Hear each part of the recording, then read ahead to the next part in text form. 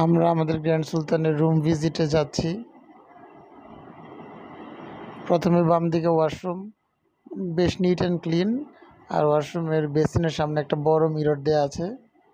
তারপর ডান পাশেই একটা কাপবোর্ড দেওয়া আছে, যেখানে আমরা আমাদের জামা কাপড়গুলো রাখতে পারবো। ভিতরে আয়রনও দেওয়া আছে। আর ডান পাশে লাগেজের ব্যবস্থা করা আছে, লাগেজ রাখার জায়গা। ডান পাশে চেয়ার দেওয়া আছে, বসে অফিসিয়াল কাজ করা যাবে। আর রুমটা বেশ বড়, ডাবল বেড, অনায়াসে 4 জন থাকা যাবে। 2 জন অ্যাডাল্ট, 2 জন চাইল্ড ওনারা অ্যালাউ করেন। একটা সোফা দেওয়া আছে, পাশে ল্যাম্প, বড় একটা মিরর দেওয়া আছে, অ্যান্ড্রয়েড টিভি দেওয়া আছে। আর